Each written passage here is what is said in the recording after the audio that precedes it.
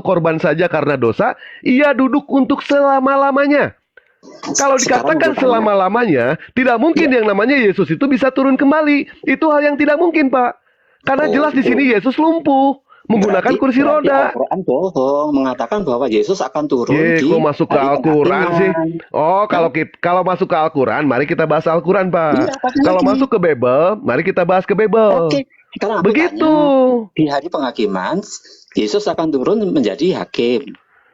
Yang dihakimi siapa? Oh, nggak tahu, nggak masalah tahu. Itu Nah, kata Bapak Quran tidak bohong. tahu. Baik, saya Betul ceritakan, nggak itu? Pak.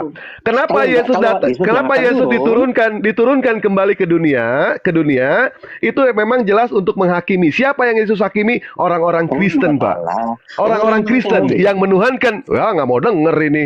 Gimana tuh kalau begini? Nggak mau denger Bapak ini. Bapak Iya. bertanya, Bapak butuh jawaban, saya jawab, Pak. Tapi Iya. kalau Bapak tidak butuh jawaban, ya sudah nggak akan saya jawab. Enggak, aku tanya, sekarang itu ayat itu benar nggak bahwa Yesus akan turun? Betul. Nah, berarti Betul, nggak bisa. namanya kalau gitu. Nggak bisa. Berarti Quran bohong karena bertentangan dengan Injil. Injil mana, Pak? Injil mah nggak ada, Pak. Injil Bapak palsu, Pak. Injil Bapak palsu. Injil itu nggak ada. Kau kata tadi Yesus duduk selama-lamanya, nggak keturun-turun. Betul, betul. Di dalam Bible dikatakan Yesus itu duduk selama-lamanya. Sementara di dalam Al-Quran, Tidak, pandai Pak izin.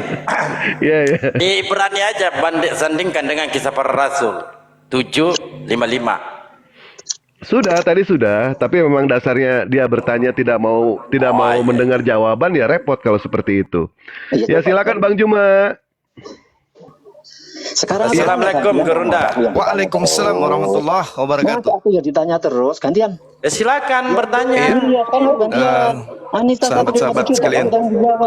Mengapa Allahmu menipu umat Israel? Ente diam dulu. Assalamualaikum Bang Suma, Gurunda. Silakan Gurunda. Waalaikumsalam warahmatullahi wabarakatuh. Saya informasikan dulu ya.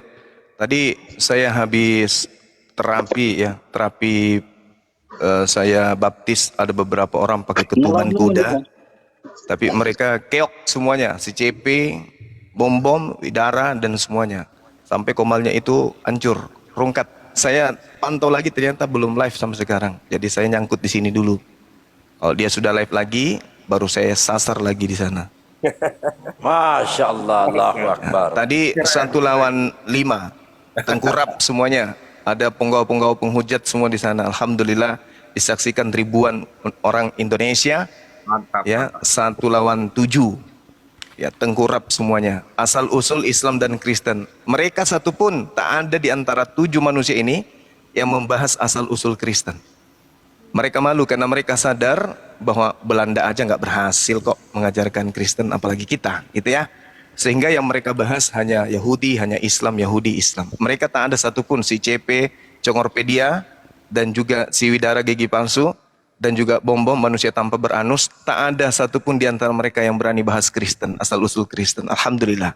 Ini kemenangan bagi kita, sekali lagi. Kemenangan bagi umat Islam. Islam semakin jaya. Takbir, Allahu Akbar. Allahu Akbar. Masya Allah. Ya, silakan. Teman-teman yang mau lanjut saya nyimak dulu. Allahu Akbar. Ya, saya bikin kopi dulu sebentar. Silakan. Yang mau melanjutkan. Bahas 157 Anissa. Allahmu yang menipu umat Yahudi. Apa kamu tanya?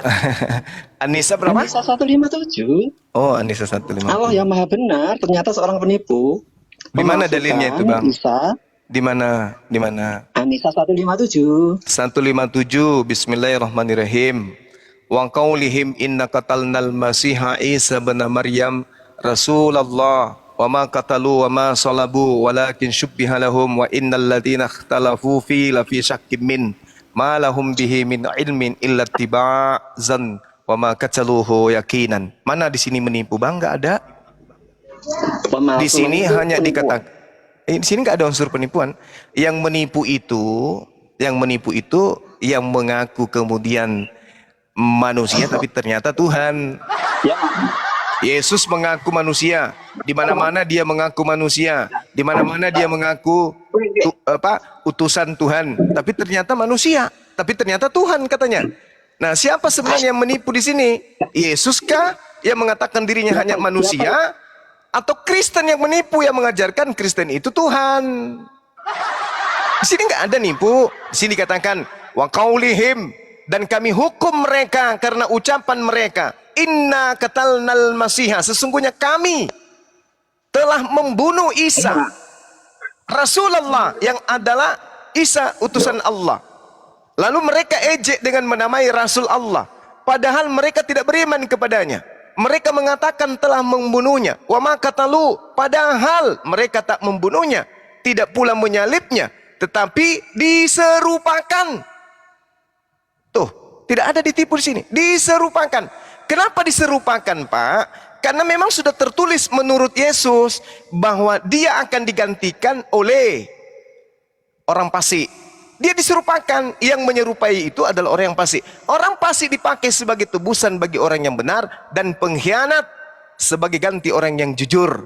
Jadi tadinya Nabi Isa ingin disalibkan, menurut Tuhan diganti oleh pengkhianat Yudas. Ini dalil, Pak. Amsal 21 nomor 18. Jadi tidak ada penipuan di situ. Justru orang kafir melakukan makar tipuan. Contoh, Yohanes 11 nomor 53. Mulai saat itu mereka kemudian bersepakat untuk membunuh Yesus. Lalu Matius 26 nomor 59. Mereka demi membunuh Yesus melakukan tipuan-tipuan, kesaksian-kesaksian, kebohongan-kebohongan demi untuk membunuh Yesus. Jadi pembunuhan terhadap oknum yang ada di atas tiang salib itu adalah hasil penipuan. Wa makaru wa makarallah wallahu khairul makirin. Ini yang terjadi. Amsal 21:18. Orang fasik dipakai tebusan bagi orang benar, dan pengkhianat sebagai ganti orang jujur. Kenapa Yudas? Karena Yudas fasik. Apa sebabnya Yudas fasik? Karena Yudas makan suap. Mana dalilnya bahwa pemakan suap itu fasik? Amsal 17 nomor 23. Orang fasik adalah orang yang makan suap untuk menyerahkan orang benar agar dibunuh. Gitu Pak cara belajarnya. Jadi Allah menyelamatkan Nabi Isa dari ronrongan iblis, tapi iblis mau Isa mati, Kristen juga mau Isa mati. Orang Kristen dan iblis sama-sama mau Yesus mati, tapi Tuhan pencipta langit dan bumi dan umat Islam sama-sama tidak mau Yesus mati. Itulah bedanya kita, beda kubu. Kubunya Kristen bersama dengan kubunya setan yang mau membunuh Yesus, kubunya umat Islam bersama dengan Tuhan yang tidak mau Yesus dibunuh. Gitu Pak. Makanya Al-Quran mengatakan wa kana al-kafiru ala rabbih zahira. Orang-orang Kristen itu adalah penolong setan di dalam durhaka kepada Tuhan pencipta langit dan bumi. Demikian. Silakan. Sorry nih. Komalnya nggak apa-apa ini. Teman-teman yang ada di sini narasumber lain Nggak apa-apa Bang, nggak apa-apa. Yang mau masuk nanti ada adik saya. Assalamualaikum Dinda Tafta. Masya Allah. Ada yang saya rindukan.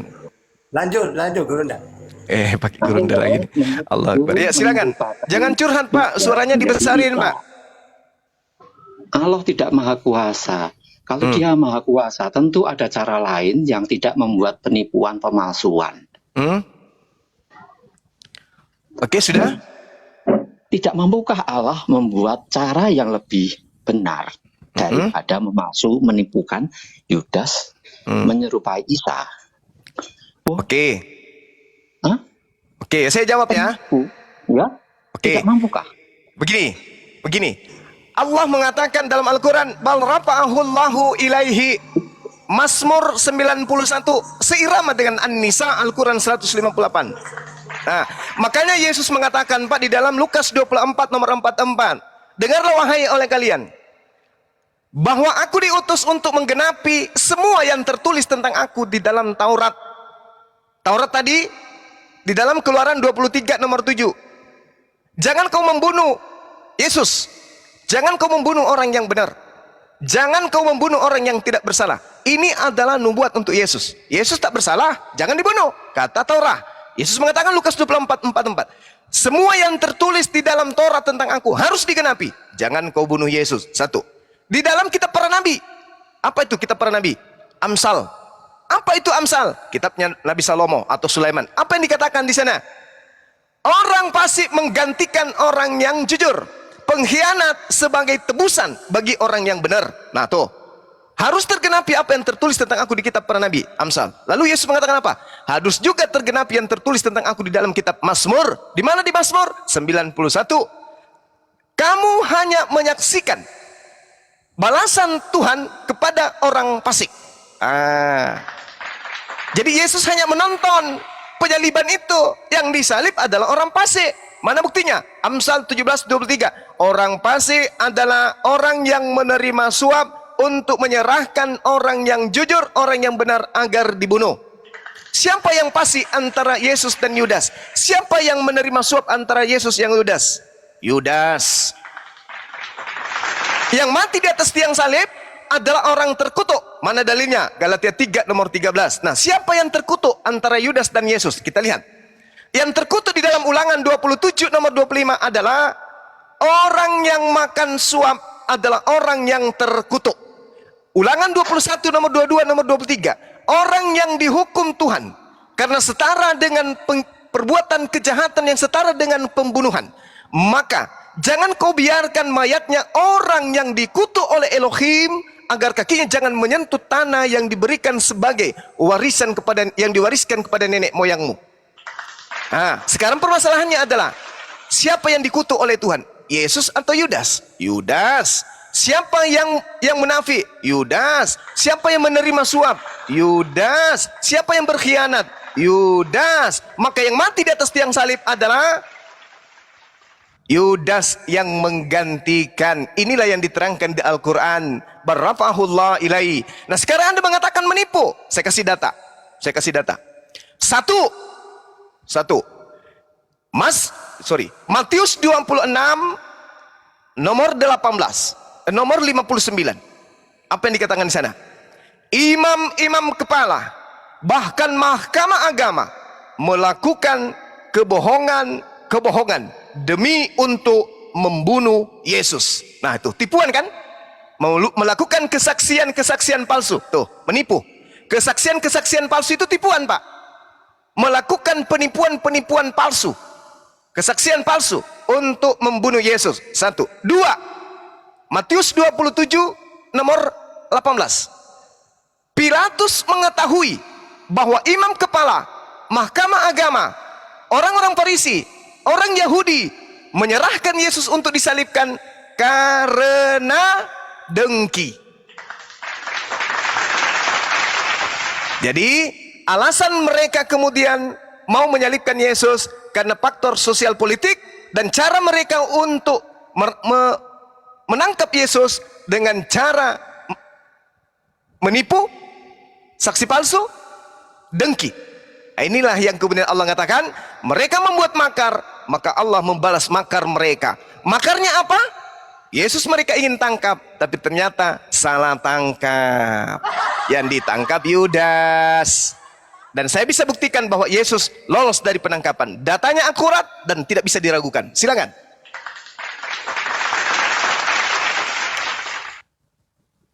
Boleh nambahin nggak, Bang? Silakan. Untuk memperkuat aja ini, Bang. Yes. Siapa tahu aja benar. Baik. Kita tahu ya bahwa mujizat Yesus, mujizat yang diberikan oleh Allah kepada Yesus, itu salah satunya adalah Yesus bisa merubah wajah, ya. Itu sudah jelas di dalam Matius 17 nomor 20. Di dalam ayat berapa tuh, Bang? Dewa lupa juga, Bang, ya. Banyak dalilnya itu, Dek, merubah wajah. Ya. Betul. Banyak dalilnya yang mengatakan Yesus itu merubah wajah. Kalau tidak salah di dalam Markus 9. Dalam Markus 9 nomor 2 ya, Bang, ya. Dalam Markus 9 nomor 2 juga ada. Ya, Matius 17 nomor 2, lalu Yesus berubah rupa. Terlalu banyak di sini berubah rupa. Sementara ketika yang namanya Yesus itu hendak disalib, Yesus berdoa. Yesus berdoa ingin minta diselamatkan oleh Bapaknya. Di mana? Baca Yohanes 12 nomor 27. Sekarang jiwaku terharu, dan apakah yang akan aku katakan? Bapa, selamatkanlah aku dari saat ini. Apakah doa Yesus dikabulkan atau tidak? Jelas doa Yesus dikabulkan sesuai di dalam Ibrani 5 nomor 7. Selama Yesus di dunia, ia memohon dari doa yang dapat menyelamatkannya dari kematian. Ia berdoa kepada Allah dengan ratapan dan tangisan, dan Allah mendengar doanya karena Allah pun menyelamatkan yang namanya kekasih tercintanya, yaitu Yesus Kristus. Semua kekasih-kekasih Allah, Allah selamatkan, ya. Nabi Ibrahim alaihissalam Allah selamatkan dari pembakaran. Nabi Musa alaihissalam Allah selamatkan selamatkan ketika Nabi Musa hendak dikejar oleh tentara Fir'aun. Begitupun Nabi Isa alaihissalam. Apa sulitnya bagi Allah ketika Allah ingin menyelamatkan Nabi Ibrahim dari pembakaran? Apa sulitnya bagi Allah ketika Allah ingin menyelamatkan Nabi Musa dari kejaran tentara Fir'aun? Dan apa sulitnya bagi Allah ketika Allah ingin menyelamatkan salah satu kekasih tercintanya, yaitu Nabi Isa alaihissalam dari penyaliban? Kecil itu bagi Allah, karena Allah Maha Kuasa. Mantap, orangnya kabur terberit-berit. Kabur dia kabur.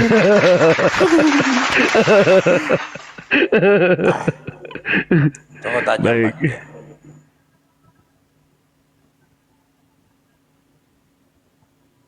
Kalau misalkan dijelaskan sesuai di dalam Islam ya, sesuai di dalam Islam, ketika Nabi Nabi Isa alaihissalam minta diselamatkan oleh bapaknya, sebagai yang namanya sebagai Tuhan, tidak mungkin yang namanya Tuhan ingin mencelakakan anaknya. Mana yang harus kita percaya di sini? Apakah kita percaya Al-Quran ataukah kita percaya yang namanya Bible? Kita tahu yang namanya Bible itu adalah kitab sejarah, sedangkan Al-Quran itu adalah firman dari Allah. Kalau itu dari firman, apakah mungkin yang namanya firman terjadi yang namanya kesalahan? Itu hal yang tidak mungkin. Tetapi kalau sejarah, sudah pasti terjadi yang namanya kontradiksi, monopoli kata-kata, penambahan kata-kata, dan lain sebagainya. Itu sudah pasti seperti itu. Betul tidak, Bang Juma? Yang namanya Yes. juga sejarah. Betul. Apalagi sejarah ditulis sama orang yang tidak jelas. Tidak jelas itu. Sedangkan Al-Quran, kisah Nabi Isa alaihissalam itu lewat pewahyuan. Kalau lewat pewahyuan, itu datang dari Allah langsung. Kalau datang dari Allah langsung, tidak mungkin yang namanya terjadi kontradiksi ataupun kesalahan. Itu hal yang tidak mungkin. Ketika Nabi Isa alaihissalam ingin ditangkap oleh orang-orang Yahudi, orang-orang Yahudi kebingungan pada saat itu. Apa kesalahan Nabi Isa? Sementara Nabi Isa tidak ada satupun kesalahan yang ada di dalam diri Nabi Isa alaihissalam. Tidak ada sama sekali. Kemudian karena orang-orang Yahudi kebingungan untuk menangkap Nabi Isa alaihissalam, mereka pun akhirnya bekerja sama dengan tentara Romawi untuk menangkap Nabi Isa alaihissalam. Tetapi yang perlu diingat di sini, tidak ada satupun tentara Romawi yang mengenali wajah Nabi Isa yang sebenarnya itu seperti apa. Tidak ada. Sampai akhirnya mereka pun salah tangkap. Ternyata yang ditangkap sama mereka adalah bom-bom. Begitu Bang. Bom-bom yang disalib ternyata. Mantap. Jadi betul apa kata Al-Quran ya. Orang-orang Yahudi mengatakan, betul apa kata Al-Quran? Orang-orang Yahudi mengatakan kalau Nabi Isa itu dibunuh. Orang-orang Kristen mengatakan kalau Nabi Isa itu disalib. Al-Quran datang untuk mendamaikan kalian berdua. Ini loh yang benar kata Allah, bahwa Nabi Isa itu tidak dibunuh, Nabi Isa itu tidak disalib, melainkan yang dibunuh, yang disalib pada saat itu orang yang kami serupakan dengan Nabi Isa alaihissalam. Berdamai kalian semua, masuk Islam supaya kalian itu selamat. Alhamdulillah, Allahu Akbar, subhanallah. Lanjut. Selamat sore, Pak Kin. Shalom, selamat sore. Ya, sore, silakan. Siapa yang disalib? Kita mengetahui bahwa Yesus Kristus memang disalib. Kalau Anda mengatakan silakan, bahwa silakan, kitab Pan, itu dijabarkan. adalah kitab sejarah, kami mengakui. Karena apa? Karena itu ada tercatat di dalam yang di luar daripada Alkitab itu sendiri. Ya, Anda bisa cek ya di sejarawan Pelagius Josephus, sejarawan Yahudi ya, lahir pada tahun 300 sebelum Masehi hingga 100 Masehi, dia menulis bahwa ada seorang bernama Yesus yang disalibkan pada zaman Pontius Pilatus. Kalau Anda belum tahu mengerti itu lagi, Anda bisa cek di penulis Roma itu sendiri bernama Tatius ya, yang hidup pada 56 sebelum Masehi hingga 120 Masehi. Para sejarawan Romawi yang Tatius itu mengatakan bahwa penyaliban Yesus benar terjadi dalam catatan sejarah. Itu yang kedua. Yang ketiga lagi ya Pinilius muda, lahir 62 sebelum Masehi 11. Tulisan seorang gubernur Romawi di Asia Kecil. Pinilius yang muda menegaskan bahwa orang Kristen pernah menyembah Yesus Tuhan. Ini kesimpulannya telah mengenai orang Kristen. Apa sih ini orang baca apa sih ini orang? Baca apa sih kamu tuh? Baca buku itu, baca buku apa? dia. Itu adalah sejarah di luar kekristenan. Kenapa Dia nggak mencatat langsung aja bahwa tanya Yesus? penyakit- Kenapa harus tanya di luar, Bang? Kenapa nggak Yesus aja tanya? Iya, karena Anda tidak mau memakai dalil Alkitab, kita bawakan sejarah. Oh enggak, Karena Yesus aja yang ditanya. Yesus, kamu terangkat meninggalkan dunia ini, itu dengan cara apa? Kan Yesus sudah mengakui. Bang Zuma, bagaimana saya mau bertanya kepada Tuhan sedangkan saya manusia? Loh, Yesus sudah mengakui. cara dia pergi meninggalkan dunia itu Yesus uraikan di dalam kitab saudara sendiri. Iya. Iya, anak manusia memang akan pergi sesuai dengan yang ada tertulis tentang dia. Yesus yang mengatakan itu, Matius 26 nomor 24. Jadi tentang kepergian Yesus, itu sudah tertulis, bukan baru akan ditulis oleh kitab kanonik, oleh sejarah-sejarah ini, hoax. Yesus sendiri yang menerangkan, anak manusia memang akan pergi sesuai dengan yang ada tertulis tentang dia. Yang ada, Betul. bukan yang betul, Pak. akan tertulis. Dan didukung oleh sejarawan-sejarawan. Nah, sekarang itu, Pak. bukan begitu cara belajarnya. Oh, memang begitu Pak, Kristen belajar. Oh ya, begitu. itu Kristen. Saya akui, Kristen kan nyembah Yudas. Tapi ini Oh, Yesus. bukan Kristen menyembah Tuhan. Yesus. bukan Tuhan Yudas. apa pula? dengar mana dengar dulu. ayatnya? Kami Dengar dulu. Gantian dulu, bangkin Matius nanti giliran Anda. 26 nomor 24. Bisa Anda baca? Matius berapa? 26 nomor 24. Bapak bacalah di situ. Ya, saya bacakan ya. Iya, oke. Anak manusia memang akan pergi sesuai dengan yang ada tertulis tentang dia. Berarti ada. Nah, sedangkan tulisan-tulisan yang menyebabkan Yesus dituhankan dan dituduh sebagai orang yang mati di atas tiang salib adalah tulisan yang belum ada pada saat Yesus berkata perkataan ini. Berarti kalau berbicara ada tertulis, berarti nubuat tentang dirinya. Makanya di dalam Lukas 24 nomor 44, tergenapi semua yang tertulis tentang aku di dalam kitab Taurat, kitab para nabi, dan juga kitab Mazmur. Ini yang Yesus katakan di dalam kitab saudara. Yesus berkata, inilah perkataanku yang telah kukatakan kepadamu ketika aku masih bersama-sama dengan kamu. Yakni, harus digenapi semua yang tertulis tentang aku dalam kitab Taurat Musa, dan kitab Nabi-Nabi, dan kitab Mazmur. Jadi bukan yang tergenapi di dalam kitab Lukas, kitab Matius, Yohanes, Roma, Filipi, bukan itu. Yang dimaksud Yesus tertulis tentang dia di dalam Taurat. Di Taurat di mana tertulis? Kita lihat di dalam Keluaran 23 nomor 7. Jangan kau membunuh orang yang tidak bersalah. Yesus tidak boleh dibunuh. Ini yang tertulis di Taurat. Satu. Di mana lagi kata Yesus? Tertulis di kitab para nabi-nabi. Amsal 6 nomor 16. 6 perkara yang dibenci oleh Tuhan. Bahkan 7 kekejian di dalam hatinya. Yaitu, jangan menumpahkan darah orang yang tidak bersalah. Mana lagi? Amsal 21 nomor 18. Orang fasik dipakai tebusan bagi orang yang jujur. Pengkhianat sebagai ganti orang yang benar. Tuh, dia diganti. Dia ditebus. Di mana lagi? Di Mazmur. Mazmur 91. Engkau hanya menonton pembalasan Tuhan terhadap orang yang fasik. Amsal 91 nomor 8. Tergenapi semua. Makanya Yesus mengatakan, aku memang pergi sesuai dengan apa yang sudah tertulis tentang aku. Bukannya akan tertulis. Sedangkan yang Kristen imani hari ini menyembah korban di atas tiang salib adalah hal yang baru akan tertulis. Itu tertolak oleh akal. Karena Yesus mengatakan sudah tertulis di Mazmur, sudah tertulis di dalam Amsal, sudah tertulis di dalam kitab Keluaran. Tentang dia harus tergenapi. Yaitu dia terangkat ke langit tanpa melalui proses kematian. Demikian. Sudah ya Bang Juma? Tidak. Oke, Anda baca di Yohanes 1 ayat 14. Oke. Menjadi daging. Apa masalahnya? Tuhan Yesus itu adalah firman yang menjadi manusia, bukan manusia itu sendiri, Pak. Loh, Oke. dari mana Anda, apa hubungannya dengan ini? Di dalam apa yang Anda jabarkan tadi itu berkaitan dengan manusia, Pak. Ini kan berbeda. Itu loh, Pak. Pemahaman Maksudnya orang Yesus Kristen ini bukan itu manusia berbeda. gitu? Yesus itu telah berinkarnasi menjadi manusia. Dia adalah sang pencipta yang menjadi ciptaannya. Oke. Wow, keren kan? Ini menurut saudara kan? Menurut Alkitab saya, Pak. Oke. Bukan Bagaimana saya. dengan menurut Yesus? Itu kan menurut saudara. Sekarang mari kita lihat menurut Yesus. Apa kata Yesus di dalam Yohanes 17 nomor 8?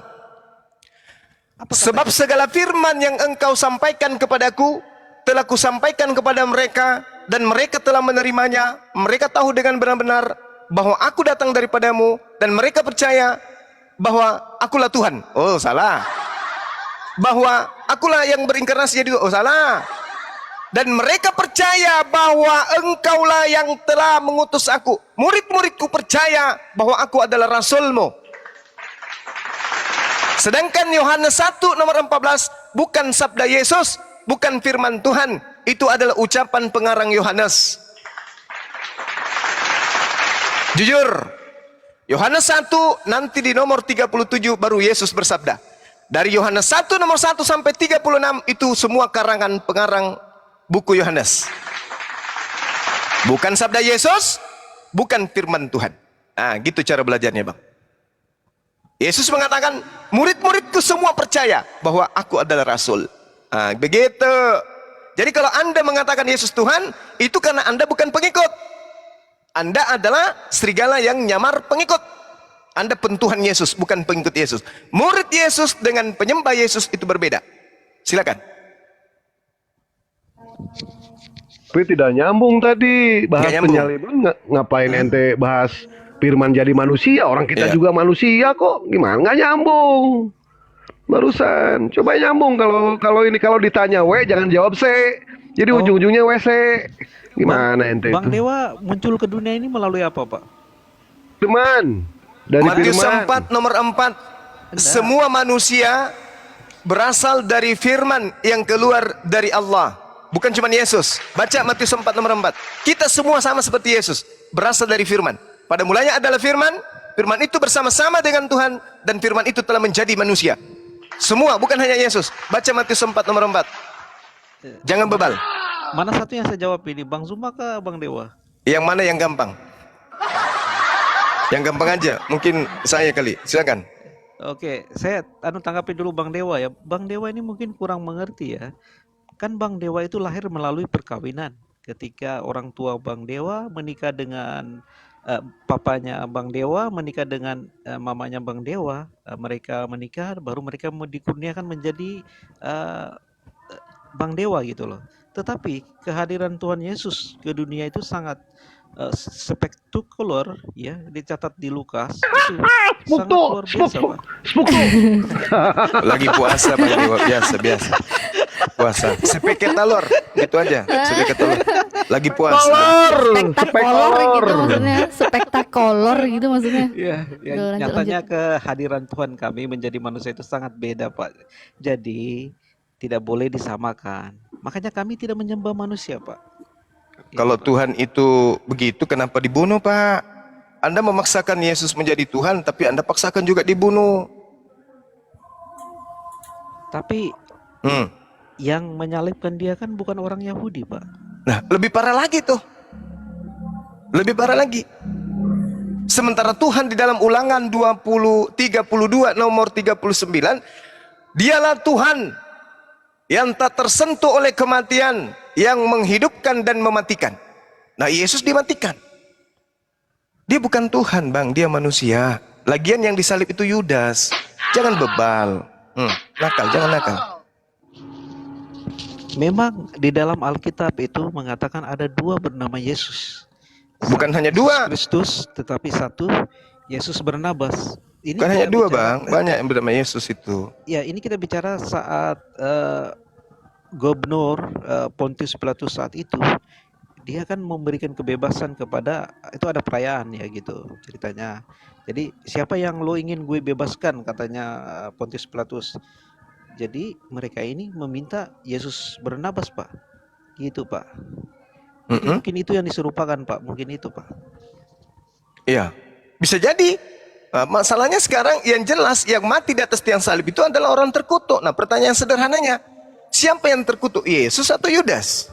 Enggak, maksud saya mungkin Bang Zuma itu bingung, mungkin diserupakan itu. Padahal Tidak, saya tidak berpola ke Yesus situ. Kristus beda dengan Yesus Barnabas itu, Pak. Oh, saya tahu kalau Barnabas itu namanya Yesus Barabas, putra Bapak. Dia adalah penjahat nasional, dia adalah perampok. Ngerti saya kalau itu, saya paham. Lawang teman saya ngopi biasa itu, Yesus Barabas. Nah, sekarang permasalahannya, yang di atas tiang salib ini adalah orang yang terkutuk. Sesuai dengan pengakuan Paulus, sebagaimana ada yang tertulis di dalam Torah tentang manusia yang terkutuk di atas tiang salib. Berarti yang di atas tiang salib ini adalah orang yang dikutuki oleh Elohim. Sekarang permasalahannya, siapa yang dikutuki oleh Elohim? Yesus atau Yudas? Kalau Yesus, apa alasannya dia dikutuk oleh Elohim? Kalau Yudas, apa alasannya dia dikutuk oleh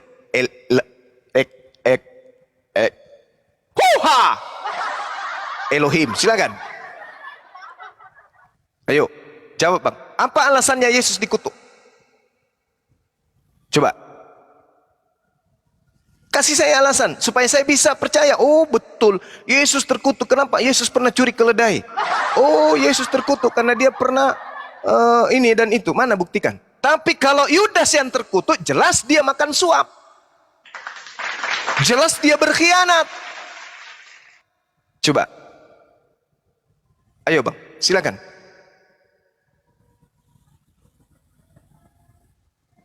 Tunjukkan alasannya. Kenapa Kristen pingin kali Yesus yang terkutuk? Ada apa dengan kalian? Kok kalian sama seperti iblis? Iblis mau kali Yesus itu disalibkan. Sampai-sampai iblis merasuki Yudas. Ada apa dengan Kristen? Kenapa pola keagamaan kalian sama seperti setan? Kenapa kalian seirama dengan setan, keinginan setan agar Yesus disalibkan?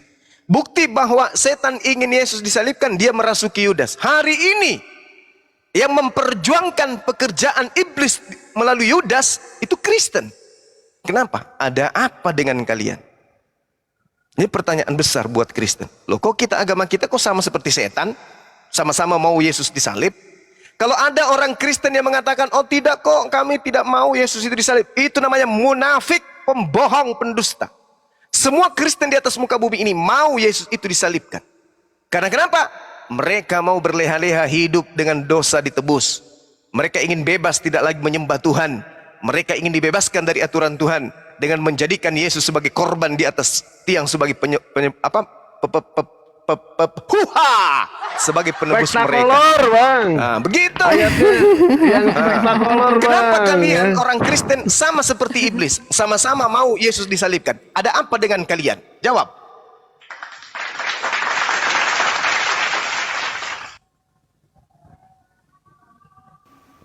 Mati gak dia? Mati dia. Karena mereka itu, Bang, Oh, itu. pengen yang namanya hidup tanpa aturan. Betul. Mereka suka penebusan dan Betul. akhirnya Yesus bukan dijadikan sebagai domba bakaran ataupun domba penebusan, tetapi Yesus dijadikan sebagai kambing hitam sama mereka, Bang. Betul Ya. sekali. Itu yang betul. Jadi ayat yang spektakulernya itu, Yesus itu dijadikan sebagai kambing hitam. Spektakuler sekali, mantap. Boleh saya tanya, kamu mengerti gak arti Kristen? Tahu? Apa arti Kristen, Pak? Arti Kristen itu pengikut Paulus. Berarti Bapak tidak mengerti. Apa? Saya mengerti. Berarti selama ini Bang Zuma kurang paham ya tentang Alkitab ya? Galatia 1 Korintus 11 nomor 1, jadilah pengikutku sebagaimana saya juga adalah Kristus. Bukan, Kristen itu artinya Kristen pertama kali Iya, digunakan. Paulus Yang mengaku Kristus juga di dalam 1 Korintus 11 nomor 1. perkataan Kristen pertama kali digunakan, Pak. Di Antioquia. Itu apa maknanya? Pengikut Paulus, bukan pengikut Yesus. Kena Bennett. Pengikut Pengikut Paulus, Pak. Paulus. Mana ayatnya pengikut Paulus, Pak? Sekarang Yang saya tanya kepada sebutan sekarang saya pertama tanya Kristen, kepada Pak. ente. Iya. Kita buktikan, apakah umat Muslim pengikut Yesus ataukah umat Kristen pengikut Yesus? Saya tanya kedua arah ya di sini ya, Mbak Natalia. Mbak Natalia mengaku sebagai pengikut Nabi Isa atau Yesus. Ente mengaku di sini adalah pengikut Yesus, pengikut Nabi Isa. Sekarang yang saya tanyakan ke Mbak Natalia, apakah Mbak Natalia itu mendukung atas tindak tanduk yang dilakukan oleh tentara Romawi untuk membunuh Yesus? Mendukung atau tidak? Oh, sungguh Mbak tidak Natalia. mendukung tindakan spektakuler seperti itu. Sungguh tidak mendukung. Nah sekarang coba saya tanya ke Knight si spektakuler. Apakah Knight percaya dan mendukung atas tindak tanduk yang dilakukan oleh tentara Romawi dalam membantai Yesus? Mendukung atau tidak? Enggak, kita jangan lari dulu. Anda Mendukung mengerti atau tidak? Kita buktikan loh di sini. Kalau ente tidak mendukung, gugur penebusan dosa. Kalau ente mendukung, ternyata fix sudah Kristen itu ternyata terlibat akan pembunuhan Yesus. Begitu ya, akal digunakan. Makanya Bang Dewa mengerti kah apa arti Kristen, Pak? Pertama Iya, kali makanya digunakan. saya tanya, pengikut Iya. Yesus kata ente, pengikut Yesus. Ya sudah saya betul, ikutin.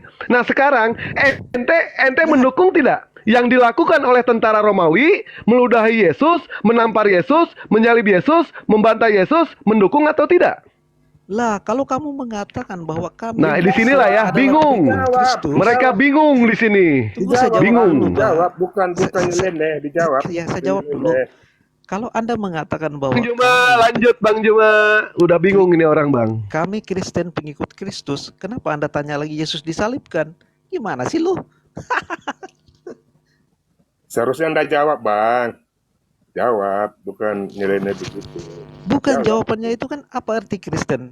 Iya, kan iya, Kristen makanya adalah kan pengikut sudah Kristus. dijawab tadi, pengikut Ya Paulus. terus, Paulus? Iya. Di mana datanya? Kristen pertama kali di Antioquia itu Terus Anda, disebut adalah ikut siapa? Paulus apa Di Yesus? kisah para rasul itu. Anda ikut siapa? Paulus apa Yesus? Di ajaran Kristus itu Anda ikut siapa? Kan di situ kan di ajaran Paulus di situ. Bukan ada juga ajaran Yesus. Anda ikut siapa di situ? Sang Paulus, Rasul Paulus tercinta kami itu mendapat ajaran dari Tuhan Yesus sendiri, bro. Di mana dalilnya? Karena Ajaran mana dibawa oleh Paulus dari Yesus? Anda Oke. nggak legitimasi dari Yesus. Oke, Paulus. kenapa Rasul Petrus disebut rasul juga? Karena dia dipilih langsung oleh Tuhan Yesus, kan? Kenapa Markus disebut rasul? Karena dia dipilih langsung oleh Tuhan Yesus. Kenapa Paulus itu kita bilang rasul? Ini Karena kemana-mana loh. Paulus Padahal itu pertanyaan dipilih tadi langsung mudah sama ya. Tuhan Yesus. Pertanyaan tadi mudah, tetapi dia sendiri bingung. Sementara Mbak Natalia dengan jelas-jelas dia menjawab, saya tidak mendukung Mas Dewa. Ya, tetapi dia di sini kebingungan. Dia percaya sama Paulus, sementara kita tahu kitab-kitab yang ada di dalam kitab mereka yang dianggap suci itu, Paulus itu adalah seorang pembunuh, seorang penyesat, seorang pemuja kebodohan. Ente percaya dengan orang seperti itu? Ya silakan. Baca ya, di dalam 1 Korintus 6 nomor 12, segala sesuatu halal bagiku. Dihalalkan semuanya. Di dalam Roma 3 nomor 7, tetapi jika kebenaran Allah oleh dustaku semakin melimpah. Nah, ini jelas Paulus mengajarkan mengenai soal dusta.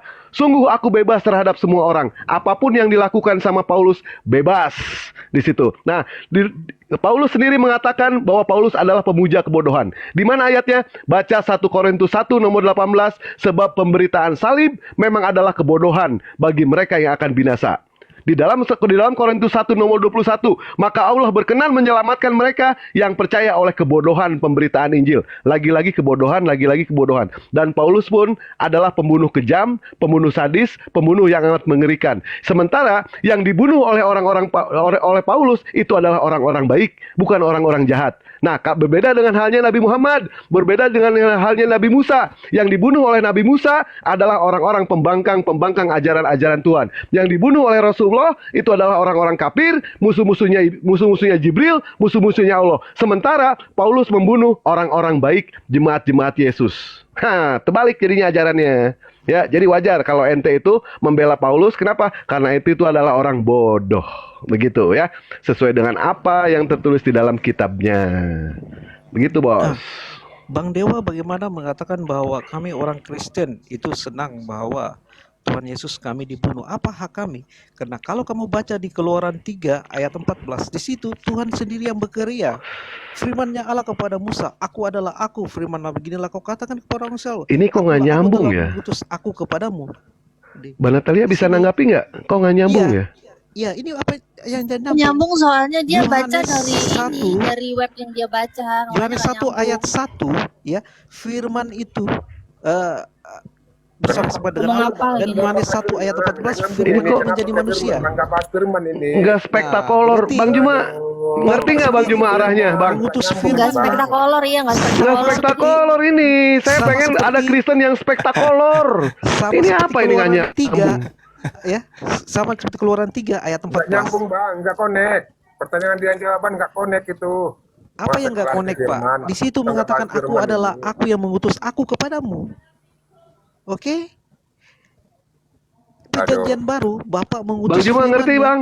Arahnya Yang bang? disalib manusia. itu tadi kenapa larinya ke situ ya? Iya. Nggak tahu, nggak ngerti, nggak spektakuler banget ini orang. Makanya Kemana-mana kenapa ini. disalib, Pak? Itu bukan keinginan Kolornya kami. gonta-ganti ini. Loh itu bukan Kristen, Pak. keinginan orang-orang Bukan. Roma. Alasan Yesus disalibkan itu karena unsur politik, Bukan unsur untuk polisi, ekonomi. Pak. Bukan, karena ini Loh. sudah ketetapan Tuhan, Pak. Di mana ada ketetapan Tuhan? Mari kita lihat. Makanya saya Izinkan baca saya. Keluaran 3:14. Tidak ada hubungannya. Anda Ada kira-kira hubungannya. begini, saudara, kira-kira yang tahu tentang kitab Keluaran Anda atau ahli Taurat? Waduh. Saya Eh. kan sesuai dengan kapasitas saya, Pak. Iya Bukan makanya, ahli coba Taurat. Anda lihat ya. Coba Anda lihat, saya bacakan data nih. Bacakan aja. Imam-imam kepala, orang-orang Farisi memanggil mahkamah agama. Apakah saudara ngerti tentang mahkamah agama? Apakah Anda ngerti tentang imam-imam kepala? Apakah Anda paham siapa mereka orang Farisi ini? Orang Farisi ini, Pak, kalau hanya selevel profesor, kalah. Farisi ini adalah orang yang terdidik di dalam kitab Taurat. Mereka ahli Taurat, ahli di atas ahli. Itu orang Farisi. Orang Farisi ini orang cendekiawan, orang yang berkelas, orang yang berpendidikan tinggi di kalangan Bani Israel. Itu orang Farisi tuh. Belum lagi imam-imam kepala. Ini imam adalah rabi-rabi. Rabi-rabi ini adalah ahli-ahli Taurat. Kenapa mereka dikatakan imam-imam kepala? Karena mereka lah yang paling paham tentang Taurat. Lah ente Kristen siopo? Baca Ibrani aja kagak bisa. Melihat kitab Taurat aja kagak pernah. Kenapa Anda menjadikan kemudian kitabnya orang ahli Torah? Kenapa Anda menjadikan kitabnya orang Farisi? Kenapa Anda menjadikan kitabnya mahkamah agama? Sebagai dasar pijakan penebusan dosa. Itu namanya dungu. Bin stupid. Orang-orang mahkamah agama, orang-orang Farisi, imam-imam kepala rapat. Mufakat mereka, sepakat mereka membunuh Yesus. Alasannya bukan karena nubuatan dari Keluaran, dari Yeremia, dari Yesaya, bukan. Tak ada itu, mereka sudah pada ahli sidang. Ayo semua, panggil mahkamah agama, panggil orang Farisi, panggil imam-imam kepala. Ini bahaya. Yesus ini tidak bisa dibiarkan. Yesus ini adalah ancaman besar bagi kita. Kalau kita membiarkan Yesus begini terus, maka orang Roma akan datang merampas tempat suci kita dan akan merampas bangsa kita. Itu alasannya kenapa mereka sepakat membunuh Yesus. Bukan karena ada dinubuatkan di dalam Keluaran Tuhan menjadi juru selamat, menjadi manusia. Halo. Ini saya bacakan datanya ya, supaya Anda tidak mengatakan saya ini penghujat. Yohanes 11 nomor 45 sampai nomor 57. Dengarkan baik-baik. Kalau kuping sudah tidak kuat, pakai mulut. Banyak di antara orang-orang Yahudi, Kristen ini tidak ada di sini, bukan orang terjemahan di sini, bukan kaum bahlul kitab, tapi ahli kitab nih. Kumpul mereka. Banyak di antara orang-orang Yahudi yang datang kemudian melawat Maria dan menyaksikan sendiri tentang mujizat-mujizat yang dilakukan oleh Yesus dan percaya kepada Yesus. Tetapi ada yang pergi di antara mereka kepada orang Farisi melaporkan dan menceritakan kepada orang Farisi tersebut apa yang telah diperbuat oleh Yesus, yaitu bermujizat, bernubuat dan seterusnya, mengusir setan dan seterusnya. Lalu imam-imam kepala dan orang-orang Farisi memanggil mahkamah agama. Nah, tak ada lagi yang lebih tinggi. Mahkamah agama sudah dipanggil, tak ada lagi. Oh, panggil juga yang paling ahli. Siapa? Orang Vatikan. Cie. Oh, bukan, masih ada yang kurang ini, bos. Siapa lagi yang belum dipanggil? Pendeta. Cie. Siapa lagi yang masih belum ada hadir? Bapak-bapak gereja. Cie. Bapak-bapak gereja itu kitabnya cuma satu. Apa itu? Maleaki. Kok bisa? Ya, karena hanya itu yang membahas perpuluhan. Jadi, setelah mereka berkumpul, mereka berkata, apa yang harus kita buat? Sebab orang ini berbuat banyak mujizat. Apabila kita biarkan Yesus, maka semua orang akan percaya kepada dia. Dan kalau semua orang percaya kepada dia, apa akibatnya? Orang-orang Roma akan datang dan akan merampas tempat suci kita dan merampas bangsa kita. Ini alasannya. Lalu kemudian di antara mereka yaitu Kayafas. Nah ini Kayafas ini bukan pendeta, bos. Kayafas ini bukan Pak Bom-Bom. Kayafas ini bukan level TikTok, bukan level pendeta koin, bukan. Kayapas ini imam besar tahun itu. Dia ahli Taurat, dia ahli Yesaya, dia ahli dari atas ahli. Dia imam besar. Tapi anehnya, Kayapas hanya berkata begini, kamu tidak tahu apa-apa dan kamu tidak bertobat. Bahwa lebih berguna bagi kamu jika satu orang Yesus mati untuk bangsa kita. Nah, satu orang mati yaitu Yesus untuk bangsa kita, bukan untuk kalian, bukan untuk Kristen, untuk bangsa kita. Bangsa mana? Bangsa Israel. Dan bukan untuk bangsa itu saja, tetapi juga untuk mengumpulkan dan mempersatukan anak-anak Elohim yang bercerai-berai. Maksudnya keturunan Yakub yang sudah bercerai-berai kemana-mana. Mulai hari itu, mulai hari itu mereka sepakat untuk membunuh Yesus. Apa tujuannya membunuh? Supaya mereka bangsanya tidak dirampas oleh Romawi. Paham sampai di situ? Setelah mereka sepakat membunuh Yesus, apa yang terjadi? Yesus sembunyi, Yesus ngumpet, Yesus mana nubuat untuk dosa waris? Mana nubuat Tuhan datang jadi manusia? Mana nubuat firman menjadi daging? Mana nubuat Tuhan jadi tiga? Mana?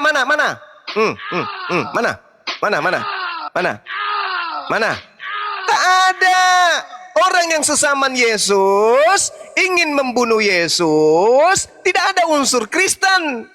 Dosa kita telah ditebus dengan darahnya. Cie. Marilah kita minum darahnya. Gorila. Marilah kita makan dagingnya. Kanibal. Tak ada itu. Itu tambahan-tambahan Roma dan Yunani yang kalian imani. Tak ada. Yesus pure disalib karena mereka takut bangsa mereka dirampas Romawi Yunani. Bukan karena mau minum darah, bukan karena mau makan daging, bukan mau nebus dosa. Tak ada itu. Itu karangan-karangan yang dibuat belakangan. Tak ada itu. Itu cerita yang dibawa oleh Roma Yunani. Makanya Yesus mengatakan, waspadalah, akan datang kepada kalian penyesat, mengaku domba, padahal mereka adalah serigala pemakan babi. Nah, ini data, Bung. Jadi jangan kau bawa-bawa di dalam kitab Keluaran, di dalam kitab ini. Nenek lu kiper. Ini yang hadir rapat ahli Taurat, orang Farisi, Mahkamah Agama. Bukan pendeta yang hadir ini, Bung.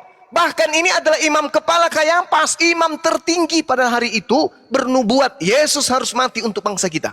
Agar bangsa kita tidak dirampas oleh Romawi dan Yunani. Bukan dikatakan, Yesus harus mati untuk bangsa kita. Agar kita terlepas dari dosa waris.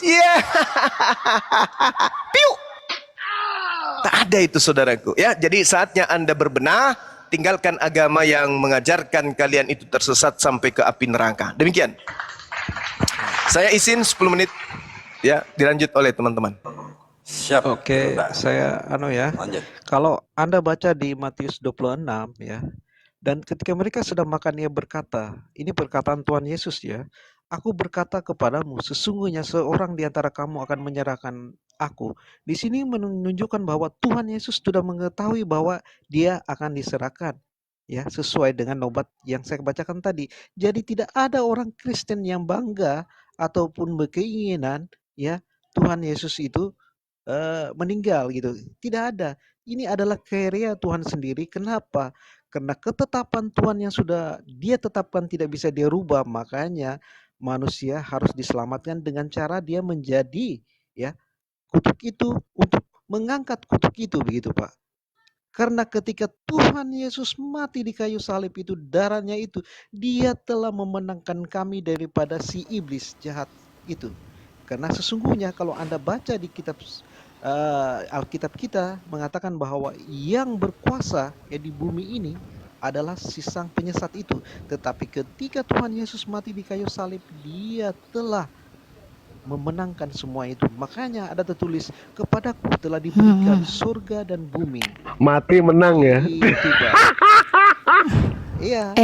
Padahal kalau Yesus nggak jadi mati di salib, dia nggak punya Tuhan loh. Nggak punya Tuhan loh kamu kalau Yesus nggak mati di salib. Waduh, dia adalah ciptaan pertama yang sulung daripada semuanya. Itu ada apa? Anda baca kan di dalam Alkitab? Coy. Paulus sendiri bilang di Roma 14 ayat 9, sebab untuk itulah Kristus telah mati dan hidup kembali, supaya ia menjadi Tuhan. Betul, karena dia adalah firman sang Ya betul Bapa kan? itu. Berarti Ya. penyebabnya kamu punya Tuhan kan, Yesus mati dulu kan? Kalau Tapi nggak jangan kalau nggak jadi lupa mati, bahwa berarti kamu firman itu yang mau menjadi Yesus manusia, Pak. mati. Berarti kamu mau Yesus mati disalib. Bagaimana Kalau nggak gitu kamu nggak punya Tuhan kan? bagaimana Anda memilangkan kami mau? Saya sudah baca di Matius berapa tadi. Anda tidak dengarkah bahwa Tuhan Yesus sudah tahu bahwa memang dia memang harus begitu, Pak. Itu, Pak. Harus begitu apa? Harus begitu mati gitu. Aku berkata kepadamu, sesungguhnya seorang di antara kamu akan menyerahkan aku, ya. Berarti seorang itu akan menyerahkan dia. Dia tahu Sebelum tapi kejadian, ketakutan kok. Yesus tahu tapi ketakutan kok. Dia nggak mau. kok disalib. Memang penyaliban itu harus terjadi, Cak Ayu. betul Bang Zuma. Sedikit lagi, Sekarang Bang Zuma. permasalahannya yang disalib iki sopo? Orang terkutuk atau orang mulia? Penyaliban itu memang terjadi. Al-Quran mengatakan penyaliban terjadi, tapi yang disalib orang terkutuk. Memang Yesus diserahkan, betul. Tapi pada proses penyerahan inilah kemudian Tuhan mengatakan, Yesus pun mengatakan nubuat yang harus terjadi tentang aku. Apa itu? Orang fasik sebagai ganti orang yang benar. Maka yang disalib ini, yang tadinya orang benar, yang mereka ingin salib adalah orang benar, yaitu Yesus, diganti oleh Tuhan dengan orang fasik. Makanya tadi di awal saya membuka materi, di dalam Matius 26 nomor 24, aku memang harus pergi sesuai dengan apa yang sudah tertulis. Yang sudah tertulis adalah orang fasik menggantikan aku. Orang jujur kemudian diselamatkan. Pengkhianat menggantikan aku. Siapa yang pengkhianat? Yudas atau Yesus? Yang menggantikan aku di atas tiang salib adalah orang terkutuk. Siapa yang menggantikan aku? Siapa yang terkutuk, aku atau Yudas? Itu permasalahannya. Memang Yesus akan diserahkan. Apa kata Yesus? Tetapi celakalah orang yang menyerahkan aku itu, dan adalah lebih baik kalau dia tidak dilahirkan. Itu kata Yesus. Jadi memang Yesus diserahkan. Makanya Anda lihat di dalam Markus 14 nomor 50, nomor 51, nomor 52. Apa yang tertulis di sana? Inilah yang Al-Quran katakan, wa makaru wa makarallahu wallahu khairul makirin.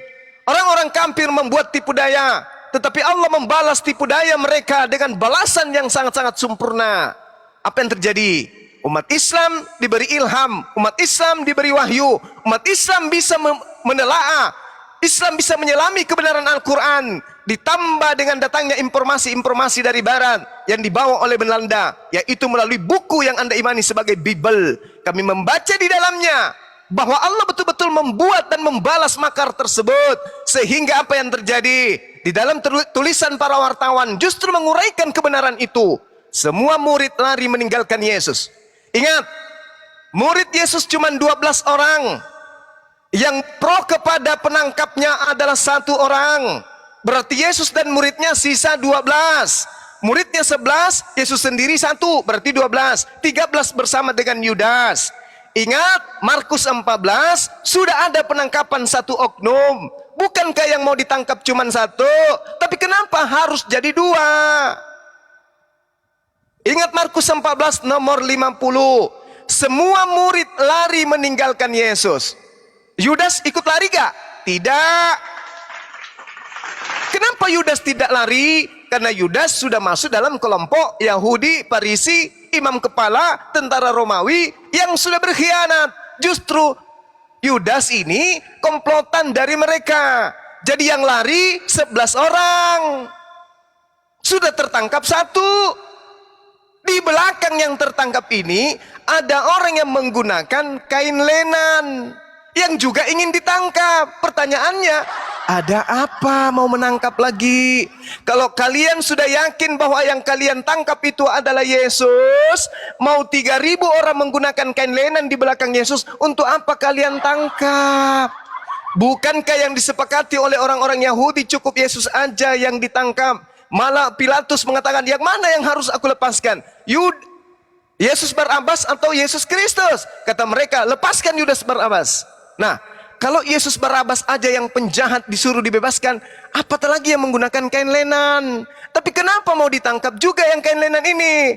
Apa alasannya?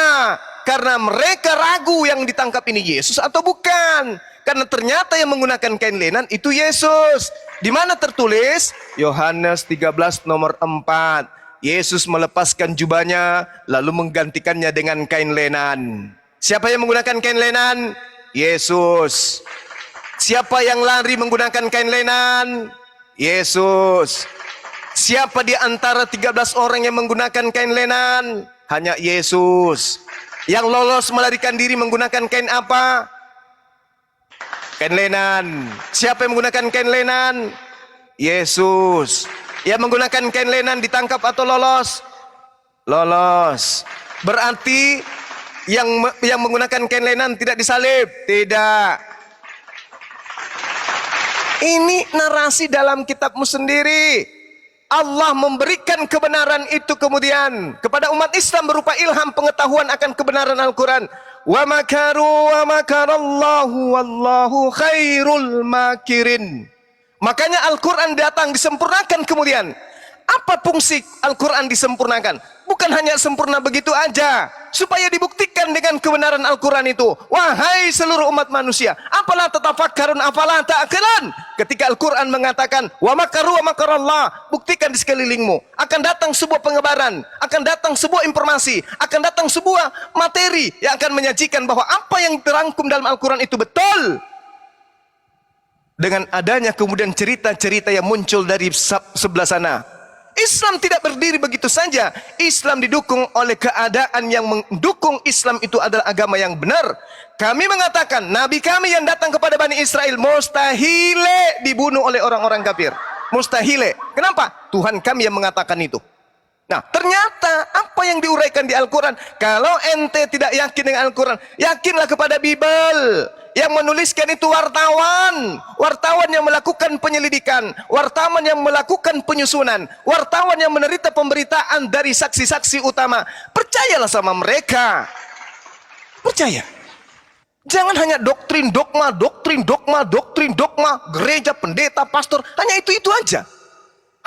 Percayalah kepada pemberitaan dalam Bible bahwa Yesus menggunakan kain lenan. Yesus melarikan diri, yang ditangkap adalah pengkhianat, yang ditangkap adalah orang fasik, yang ditangkap adalah orang yang terkutuk.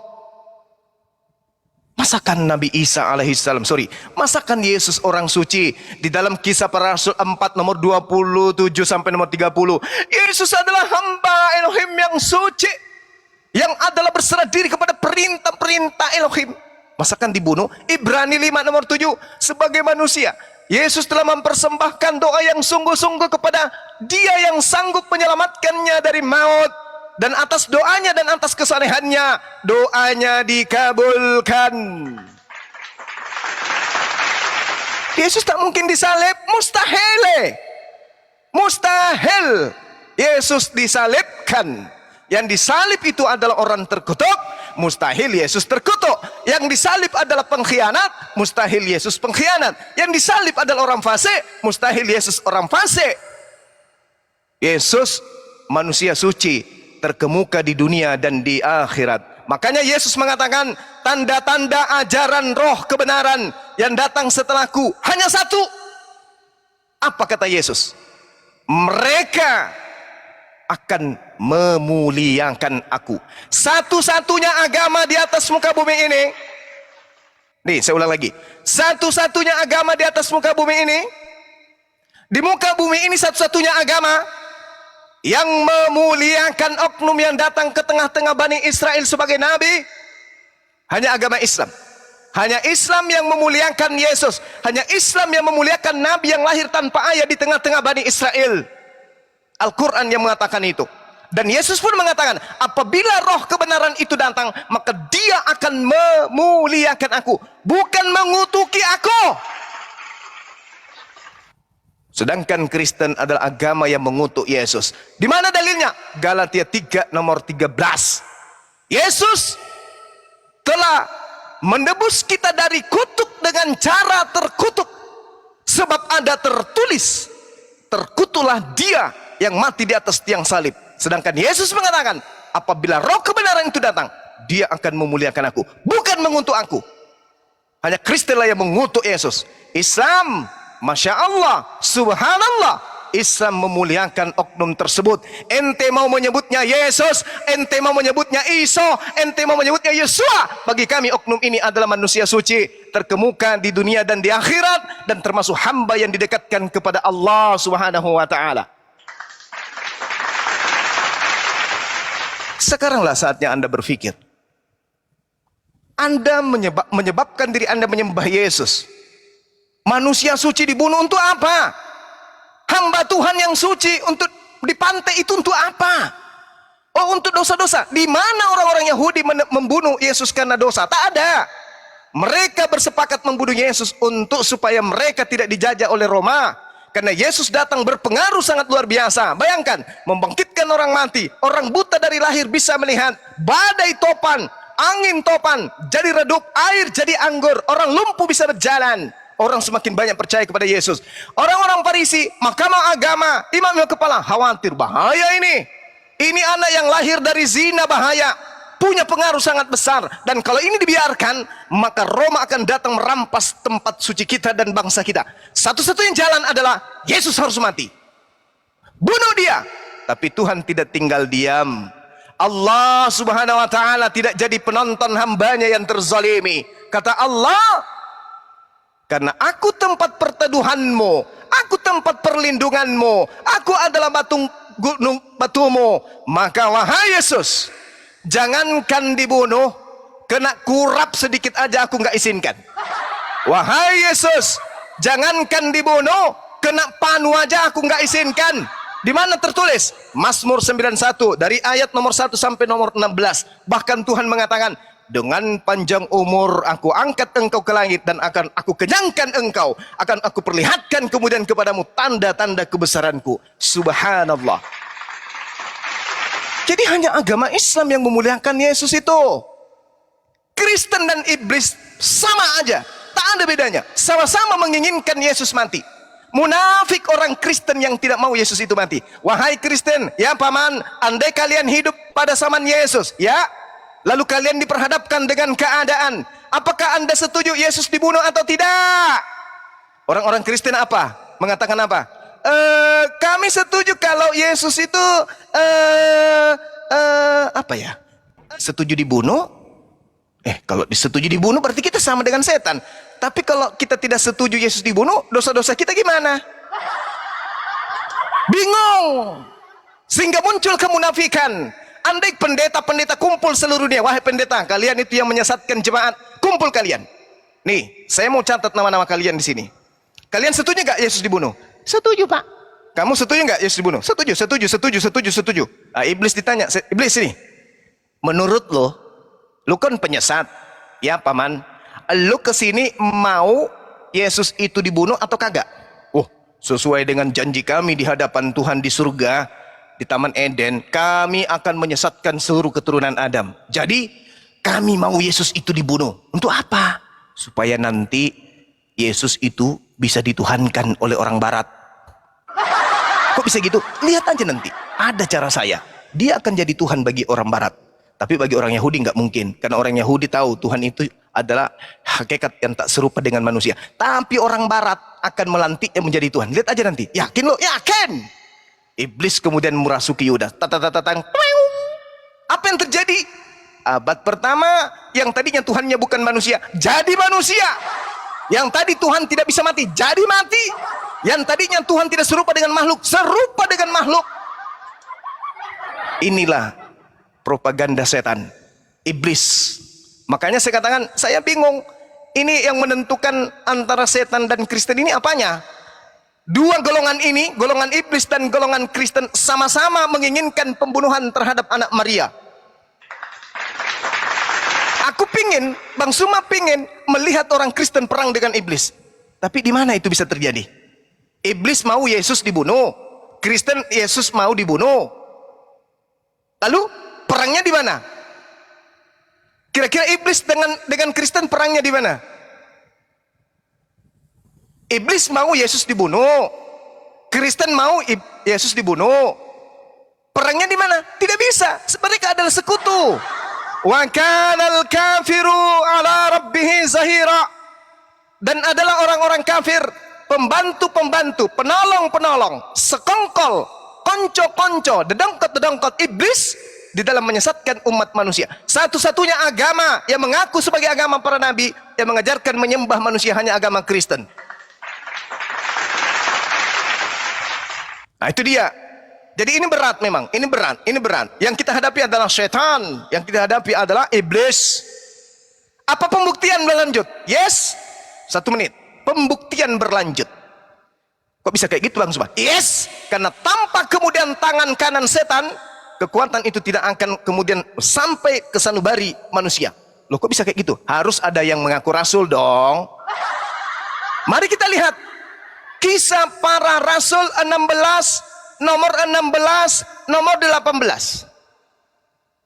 Siapa pengikutnya yang pertama kali disebut Kristen? Pengikut Paulus di Antioquia. Ketika Paulus datang dengan temannya, ada orang yang dirasuki oleh setan.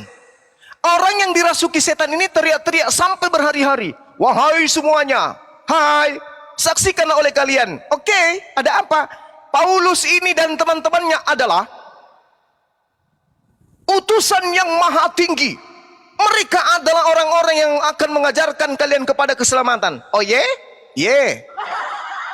Jadi orang yang kerasukan setan ini teriak berhari-hari. Wahai semuanya, Paulus ini adalah utusan yang maha tinggi. Dia adalah akan mengantarkan kalian kepada keselamatan. Ini setan, Pak. Setan teriak-teriak sebagai tim kampanyenya Paulus. Saudara-saudara, bapak-bapak, ibu-ibu, kakek-kakek, bom-bom, bim-bim, semua kumpul. Ada apa? Ente tahu Paulus?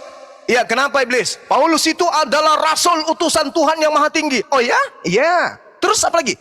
Dialah Paulus yang akan mengantarkan kalian kepada jalan keselamatan. Wow, keren. Tepuk tangan. Tepuk tangan. Oh, orang yang kerasukan setan semakin senang. Tapi karena Paulus gelisah, wah ini bahaya ini. Kalau sampai manusia tahu kalau kerasulan saya didukung oleh iblis, ini celaka. Maka apa yang terjadi di data 18-nya? Paulus tidak mau. Paulus merasa terganggu. Paulus kemudian mengusir setan tersebut. Enyahlah dalam nama Yesus. Enyahlah kau, wahai genderuwo. Genderuwo ngusir genderuwo. Paulus mengusir setan. Padahal setan itu sudah mengajarkan ajaran yang benar di data itu. Apa kata setan? Paulus ini adalah rasul yang maha tinggi. Dialah yang akan mengajarkan kalian kepada keselamatan. Tapi Paulus tak mau. Kenapa tak mau? Karena Paulus kemungkinan Paulus tidak mau ketahuan kalau ajarannya didukung oleh setan. Saya kira begitu, sahabat-sahabat. Tadi saya sholat baru 1 rakaat karena saya tidak enak dengar. Saya putuskan lagi, sambung lagi 3 rakaat. Oke ya teman-teman, kalau ada yang merasa bisa berdialog, berdiskusi, bahas Al-Quran, bahas 2 mata rantai Al-Quran dan Bible.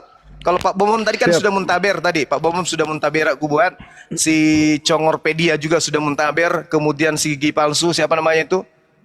Yang wakilnya Pak Bomom, siapa nah? Lidara juga tadi mencret tepung terigu.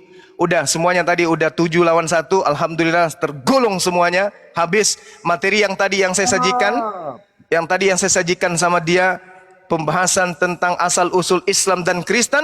Alhamdulillah dengan awamnya saya, pengetahuan saya tentang Islam, saya bisa kemudian membuat mereka seencer-encernya seperti orang yang kena diare 1 bulan. Itulah yang terjadi. Tak ada satupun di antara mereka yang berani bahas tentang kekristenan. Sementara saya alhamdulillah dengan awamnya ilmu, saya bisa menjabarkan Islam. Dan mereka satupun tak ada yang bisa mengajarkan asal usul Kristen. Kenapa? Karena Kristen itu bukan ajaran para nabi. Kristen itu bukan ajaran Tuhan. Kristen itu bukan ajaran daripada Yesus. Kristen murni adalah ajaran orang-orang dari barat. Demikian, subhanakallahumma bihamdi, asyhadu alla ilaha illa anta astaghfiruka wa atubu ilaih. Salam tauhid, salam satu Tuhan, jayalah Islamku, jayalah Indonesiaku. Assalamualaikum warahmatullahi wabarakatuh. Mohon Alhamdulillahirrabbilalamin. Demikian tadi video yang kami sajikan kepada kalian. Semoga kita bisa mengambil hikmah dari perdebatan kali ini. Sudah biasa dalam perdebatan itu ngotot, ngeyel, dan terkadang mengeluarkan kata-kata kotor. itu hanya seni, saudara-saudara. Itulah perdebatan. Maka dari itu, channel saya mempersembahkan perdebatan ini sebagai edukasi dan hiburan untuk keluarga di saat kalian lagi nyantai atau lagi duduk-duduk bersama keluarga. Oke teman-teman, akhirnya salam satu Tuhan, la ilaha illallah, jayalah kita, jayalah Islam, jaya Indonesia, inna dinna indallahil Islam. Wassalamualaikum warahmatullahi wabarakatuh.